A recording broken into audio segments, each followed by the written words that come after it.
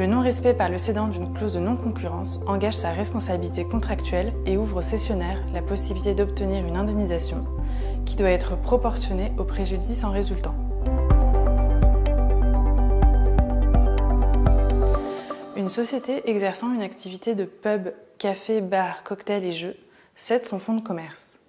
L'acte de cession contenait une clause de non-concurrence interdisant aux associés de la société cédante de créer, exploiter, diriger ou faire valoir un fonds de commerce similaire, en tout ou partie, au fonds objet de la vente, dans un rayon de 20 km et pour une durée de 5 ans.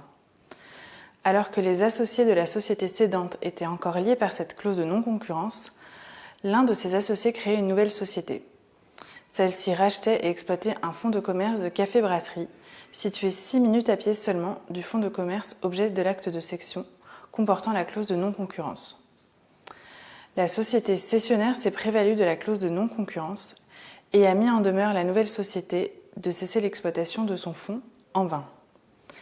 La société cessionnaire a finalement assigné la nouvelle société et son fondateur afin de faire constater la violation de la clause de non-concurrence et d'obtenir la condamnation solidaire des deux défendeurs, à lui verser une indemnité de 75 000 € pour le préjudice financier qu'elle estimait avoir subi, ainsi que 10 000 € au titre du préjudice moral.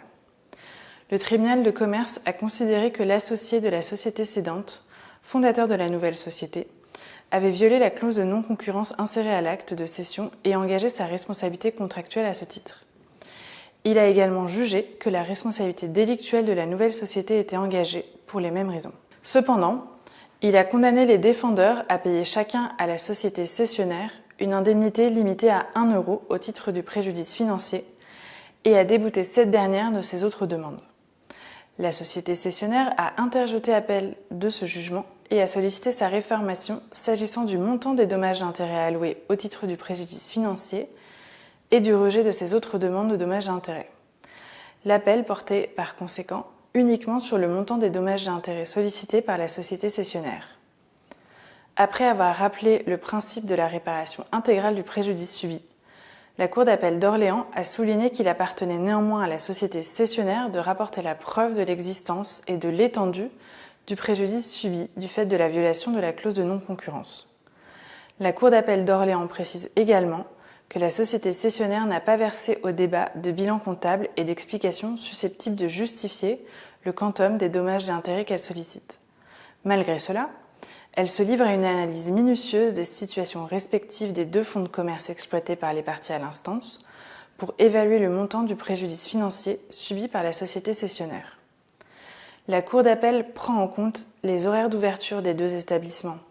pour établir la plage horaire pendant laquelle ils sont ouverts en même temps, l'éloignement géographique entre les deux établissements, la nature de leur activité et la durée de la violation de la clause de non-concurrence. Elle constate que les deux établissements sont ouverts entre 17h et 20h, se situent à 6 minutes à pied l'un de l'autre et permettent tous les deux la consommation de boissons à une heure de forte affluence. Compte tenu de l'ensemble de ces éléments et du fait que la violation de la clause de non-concurrence a perduré pendant 18 mois, le préjudice financier de la société cessionnaire est estimé à la somme de 10 000 € par la Cour d'appel d'Orléans. S'agissant des autres préjudices allégués, la Cour d'appel déboute la société cessionnaire de ses demandes, au motif que cette dernière n'établit pas l'existence d'un préjudice moral, ni que la persistance délibérée de la violation de la clause constituerait un préjudice supplémentaire ouvrant droit à réparation.